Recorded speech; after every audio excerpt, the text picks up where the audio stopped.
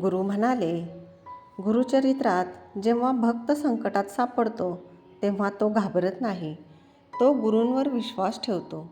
हीच शिकवण आहे. पारायण म्हणजे फक्त शब्दांचे उच्चारण नव्हे, तर त्या शब्दांनी मन शुद्ध होणं.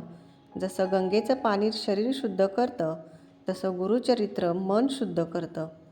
शिष्य म्हणाला, मग अडचणी काय येतात गुरुदेव? गुरु शांत हसले, अडचणी म्हणजे गुरुची परीक्षा नाही, तर तुझ्या श्रद्धेची परीक्षा आहे.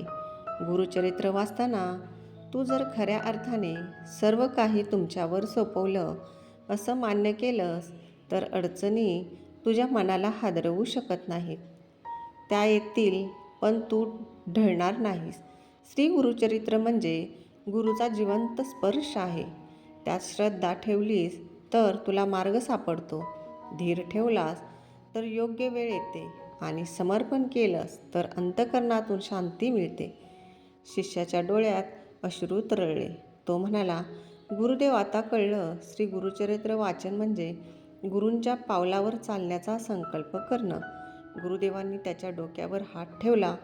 गुरूंच्या मार्गाने चाललास तर रोजचा दिवस गुरुकृपेचा उत्सवच वाटेल. जय गुरुदेव दत्त. अवधूत चिंतन श्री गुरुदेव दत्त. श्री स्वामी समर्थ महाराज की जय. व्हिडिओ आवडल्यास लाईक आणि सबस्क्राईब करायला विसरू नका.